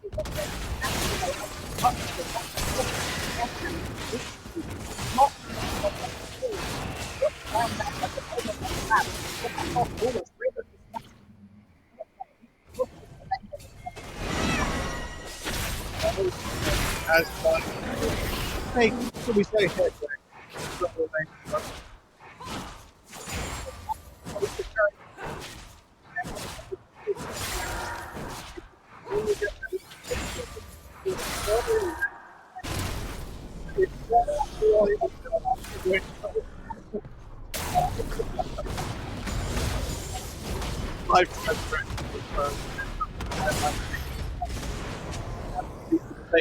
Also fine, so we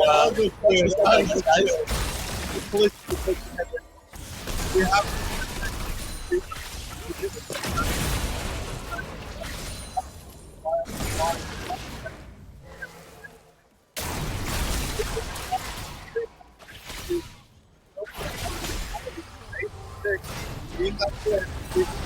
all up in the air, taking what is done to come it up to the top.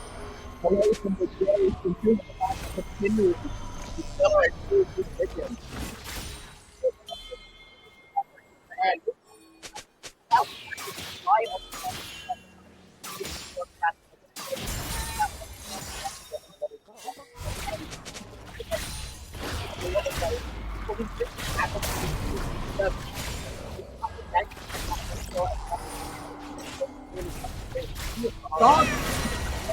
And the flash with face, and they come out the corner, blocks the rock, hey, let it,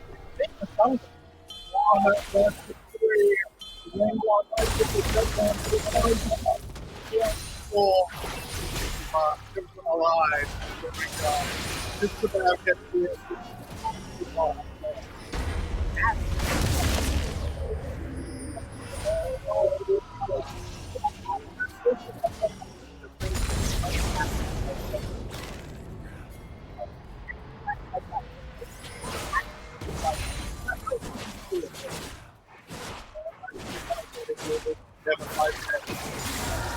At this stage, the picture, once to play the wave, once to make this have to go numbers disadvantage there. It's clearing it away, and then Rango's got to try. That's serious. But in that league,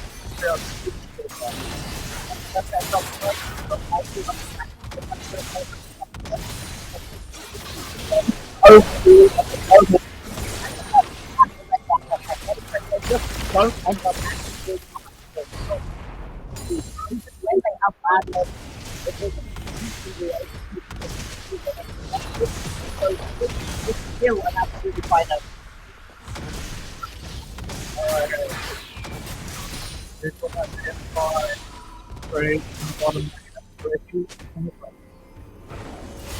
What is the gap in the bottom lane right now? That's so much for early game as well. 0-0 and 0. Also back to the look at the first he's offering this early in the game, guys. 4 and 1-on-1. And Air is really starting to suffer.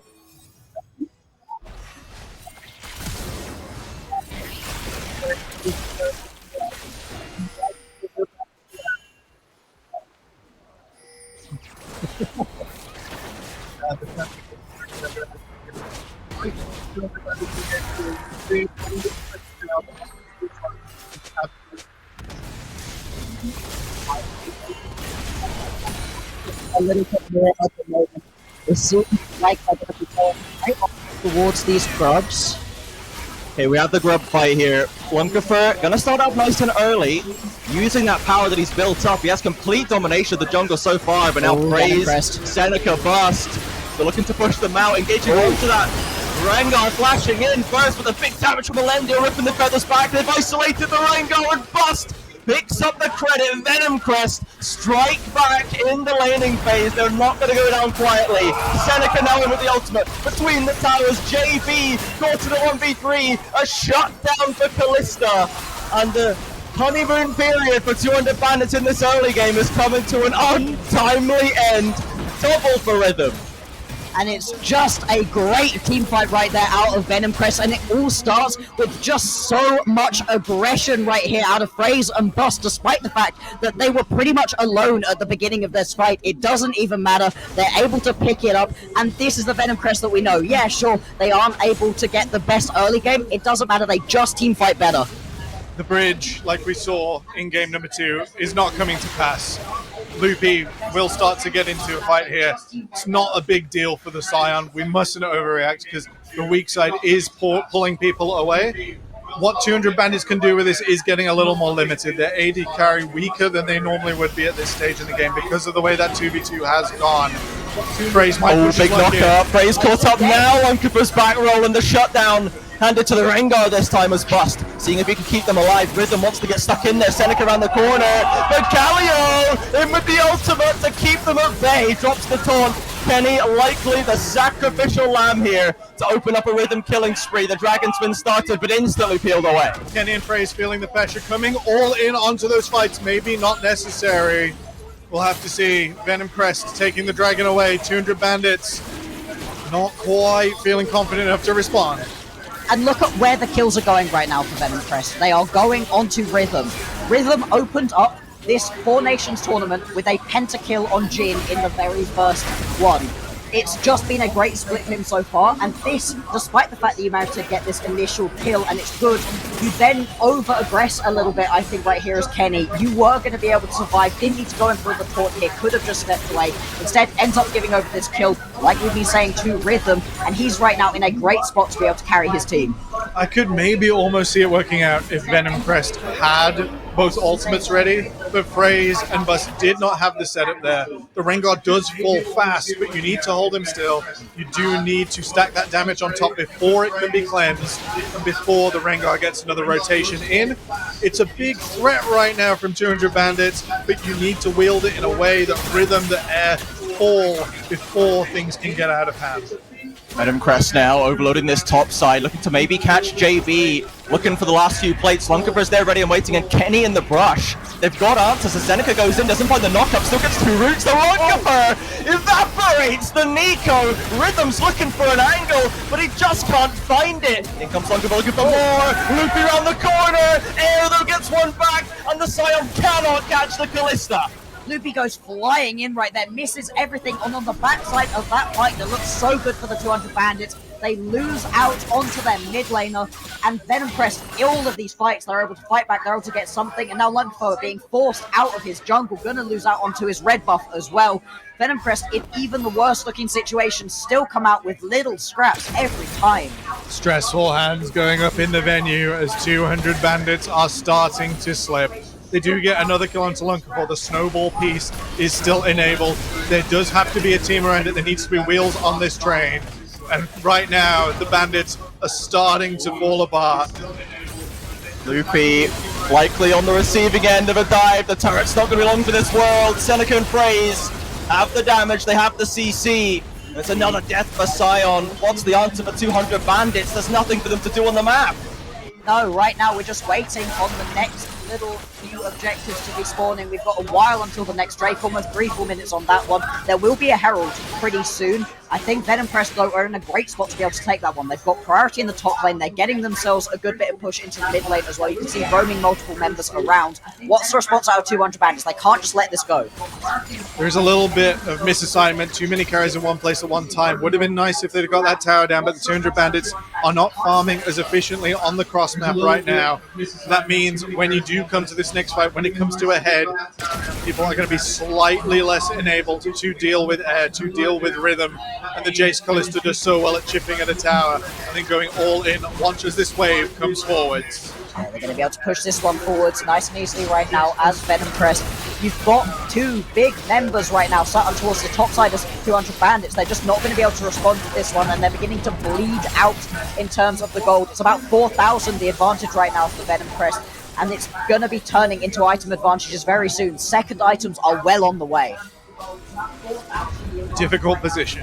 An objective coming up, a support moving forward, too fast for vision would be a risk. Bus blows the ult here. Oh my goodness, firing back on the other side of Lendil, focused by Seneca. No one's there to help him. Lunkaber doesn't know where to look. Looking down, looking up, trying to pick a target. All of the golds on the Rengar. He needs an angle to get it down in the fight, but Phrase now flashing on him as Kenny is isolated. 200 Bandits. They crumble in the river. Lunkaber cannot escape. Loopy with the knock-up cannot change the result. There we go. Into this game is Venom Crest. It was a slow start, but they are just the better team-fighting team. The fact on the backside of that fight, Rhythm is able to pick up the kill onto Elendil, sends him flying, packing. There's no ADC damage coming through in this fight as well. It's super split, the kind of team fight that I think the Rengar actually really wants. He wants a split team fight, but you just can't find the angles here as Lunkaber. Stuck out by Bust. The shields deny the initial takedown from the Rengar, and as that replay progresses, the efficacy of Seneca's Nico over Kenny's teamfight ultimate, 2 big teamfight ultimates on the supports, makes the difference, and Venom Crest over a longer fight gets the key members down before Loopy falls, and then can progress person by person. Extra gold, Dragon coming up, big teamfight ultimates still missing. Let's see how the approach goes as Venom Crest secure priority in the mid lane. 2 items completed on the main Venom Crest carries right now. Bust has 2 items, Air has 2 items, and very close to the next for Rhythm. So Venom Crest are in an incredibly strong spot right now, and you can tell that 200 Bandits, despite the fact they know this is happening, don't feel comfortable to be able to step up. Instead, they just send Loopy to the top lane, catch this wave, stop the push from being able to happen. But that's now going to be sole point for Venom Crest in what could be the final game of our split. Without many towers left, the Rift Herald is the objective here. Venom Crest go coast to coast. Loopy is in position to maybe join in. JB, no teleport though, so this will be no contest. Venom Crest will be slipping themselves closer once this Herald is realized into a 10,000 gold lead. Oh boy, it's so close to being that almost indomitable number. You look at 10k as just being more than you could ever overcome, and I think Venom Crest have had the most 10k gold leads of any team we've seen. They just are so good at making the most of the map right now, and 200 Bandits, it feels like they know their split's about to end, and they're not going all in. I love that they went with the aggressive Rengar, but they still need to be aggressive now. They don't outscale. They have only got Lunkapa's Rengar. Loopy here going even. He's committing, drops the ultimate. Lunkapa's there with the ult as well. They should be able to find Jace here. Air spent too much time in the solo lane. And finally something back for 200 Bandits. They need something to change the course of this game, to change the momentum.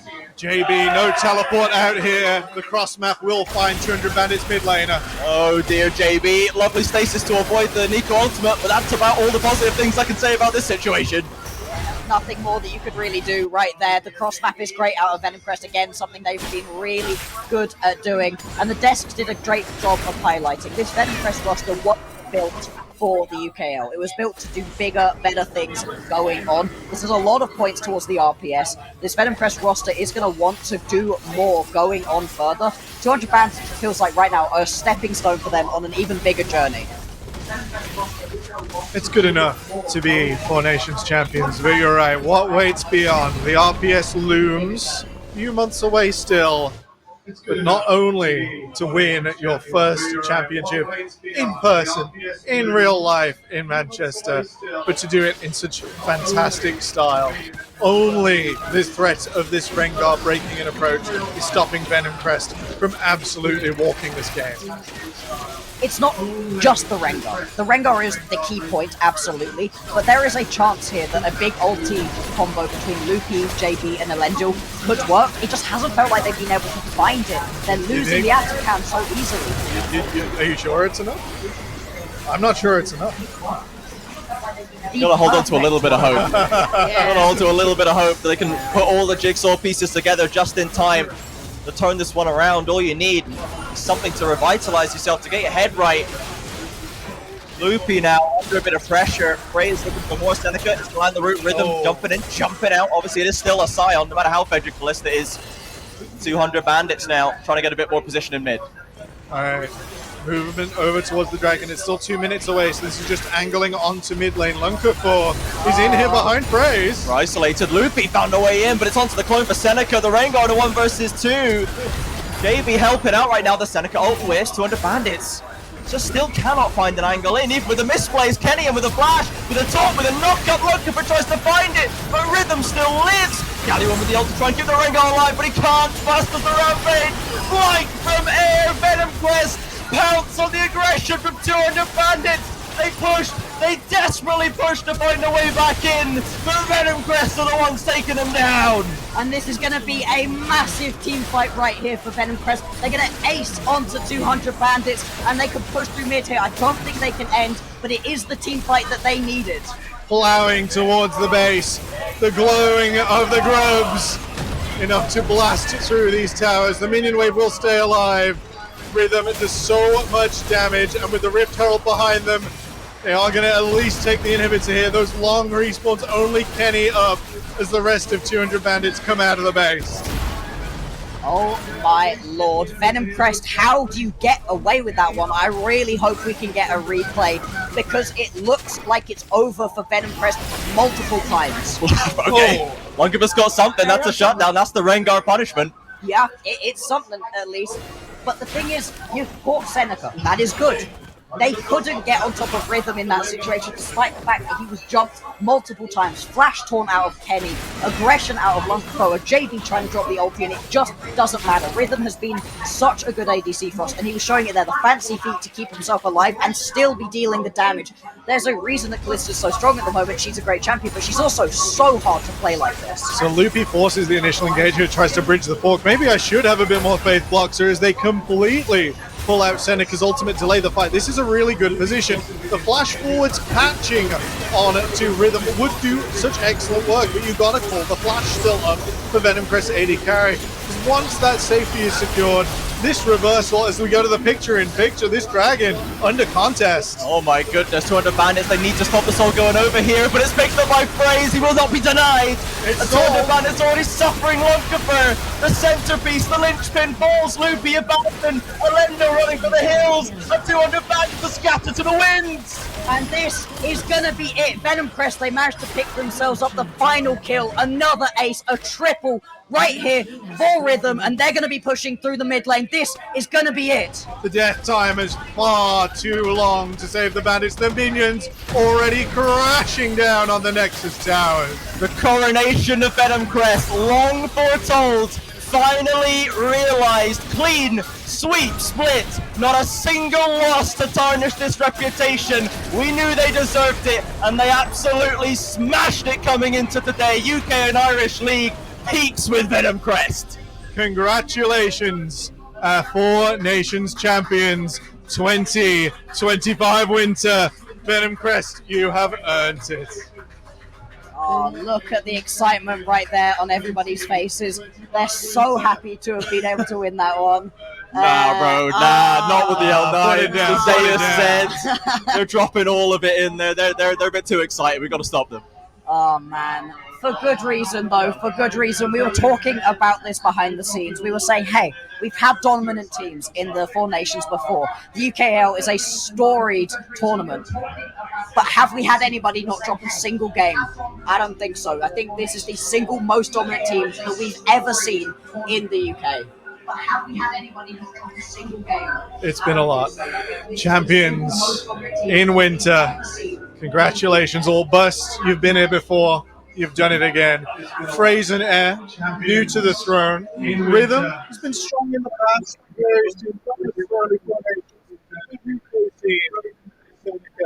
Before moving away on to your next adventure. What we does to just make it clean all the way through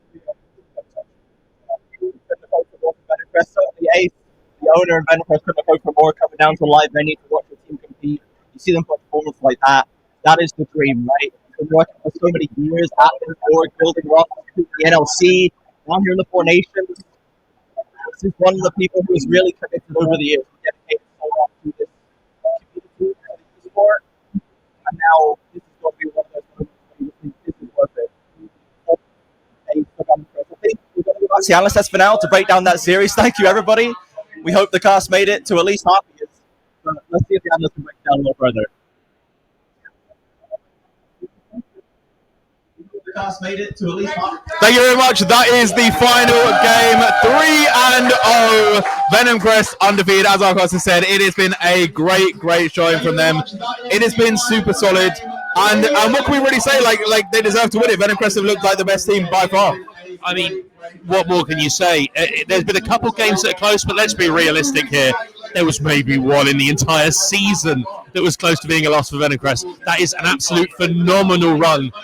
And they're building towards the future, right? You know, this roster, they want to go towards RPS at the end. We'll have to see where these players end up, because every single one of them, I wanted to shout out Bust quickly as well. This guy came in on line screen. He was pretty not unknown. He played like Link's Legacy and like NLC Div 2 qualifiers or something.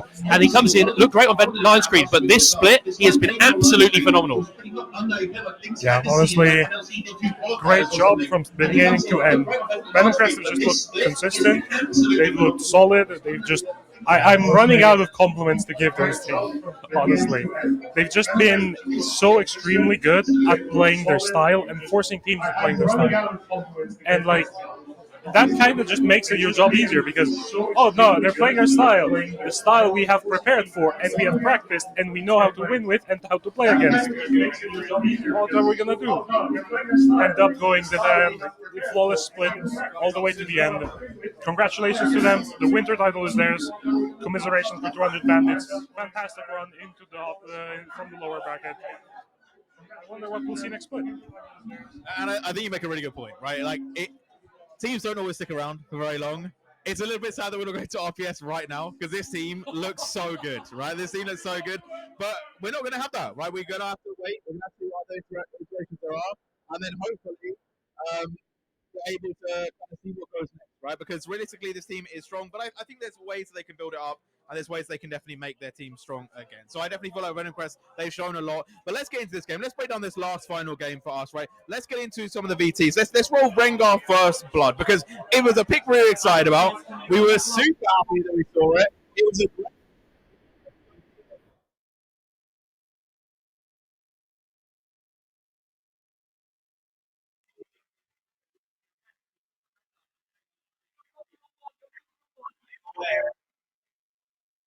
sorry, we're back again. Anyway, we saw this for Rengar. We spent an awful lot of it a little bit on that.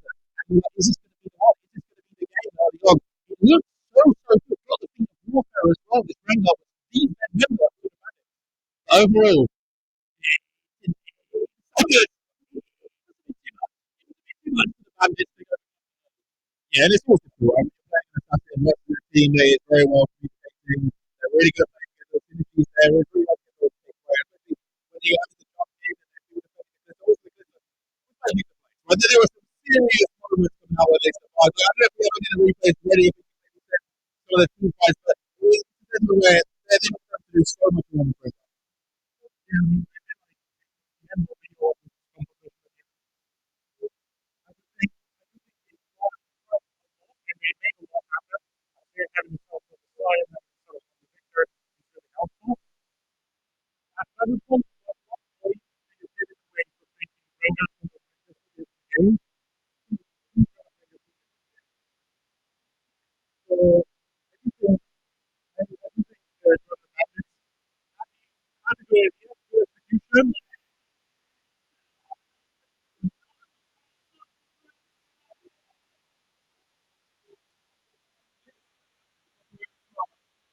We love it. You guys played really well. You know, congratulations to you guys. And you must have been pretty good. You couldn't celebrate with us. This week is a joke.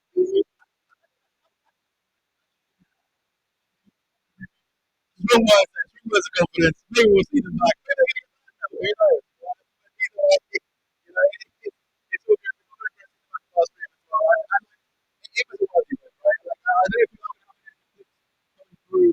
But all in all, I think that we can shortly from very hard. But all the guys will play against it. I mean, again, it's a phenomenal team. You said you see what they're doing for the next bit going into the future. They've really secured the win here today. It does count towards RPS. I'm just so excited for the rest of the UK team as well. I've heard some rumblings of other teams on the seen the Div 2 teams coming through. Next split would be phenomenal. If Adam Chris Ross sticks around, scary times in the league. So many good teams. And what's your final thoughts, right? Your first time here at the UKL, you came to the live finals. What's your big takeaway? Man, there's a lot of words I would like to use. I think I'm just going to use one for now. Ecstatic. I have been ecstatic since I got the proposal to work here. I have been taking this with every ounce of my being. I want to say thank you to everybody that has worked with me. Thank you to you guys, production, everybody. I've had a lovely time, and honestly, I can't wait for more. Yeah, it's been a great time. I think we just saw the programming to my minute. We're going to first one back over to Grey Hall. I think it's going to be with the players.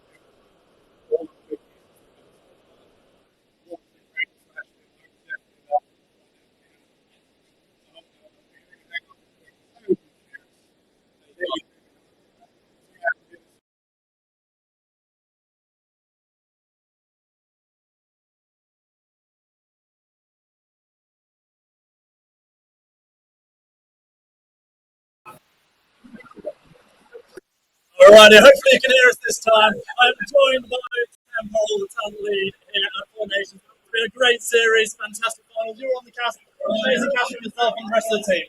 Thank you very much. Great job. Lots of the desk, everyone behind the scenes has put in so much work for this.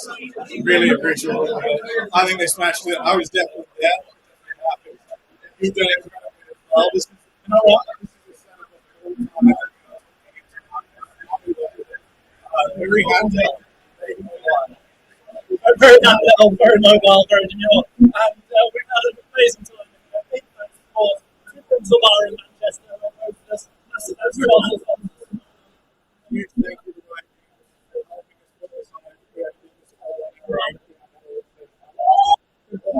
if you'd like to help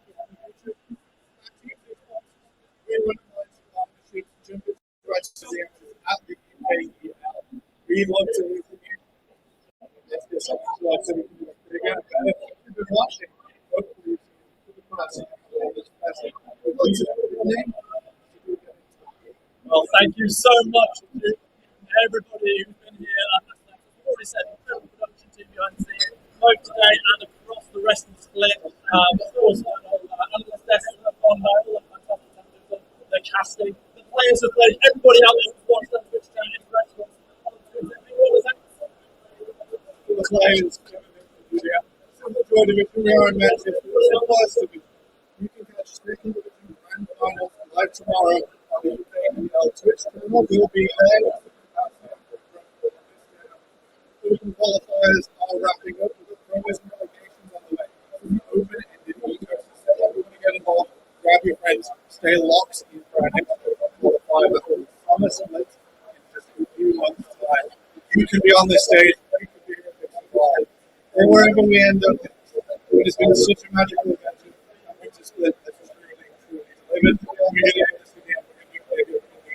Fantastic. You heard it here first. We're going to get everybody in from the production.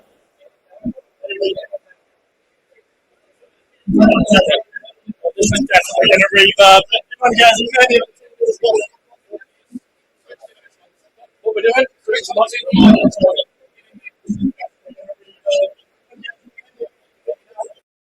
Righty.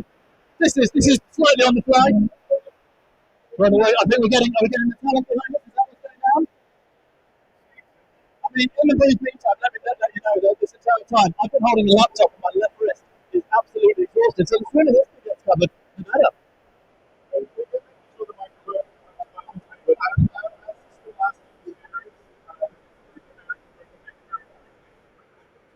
Well, I didn't hold the mic up to tempo for any of that, so I'm hoping you heard it, but it was deeply insightful. As has been the fantastic analyst desk we've had, of course, hosted up by Julie Real, the whole team doing absolutely brilliant. Look at seeing all the people on this team going on to even more incredible events. Not that this one hasn't been incredible, but other stuff in the future. It's such an incredible wealth of talent here in the UK. The greatest started. We got to keep it going. That's the difficult part. Difficult as a fair. So, out of interest, do you know why we've been brought over here? Tom, is there something particular happening, or am I meant to be signing off? We went to direction. So, we're checking information, but we are going to be heading to just a short break. But please don't go anywhere, because this isn't quite our final farewell from Pixel Bar. So stick around after this short break. We'll sign out for real. For now, we're out. Stick around.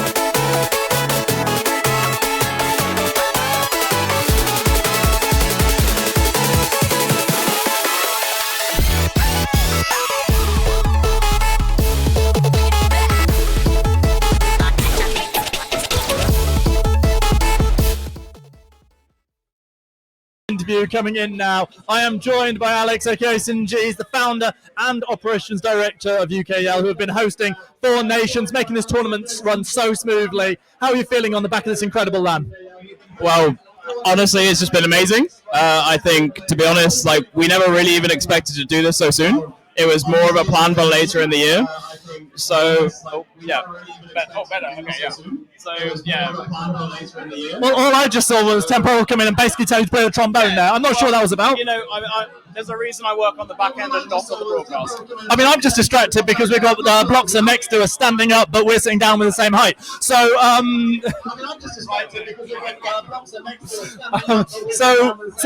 back to the LAN. It's so exciting to have it here. It was a little last minute in terms of preparations, but has it run smoothly? Have you been happy with it?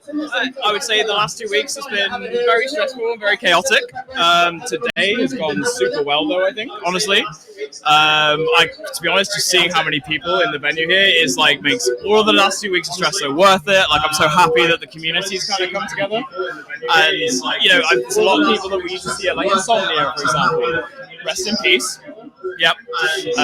So I'm so glad that we can put on a LAN, especially so soon after NLC, which I think was such a great success, and it's like a proof of concept to me. It was a brave move getting the guy who said the last words on the Insomnia broadcast here to do your hosting, but we'll hopefully not give you the grey heart curse on this one.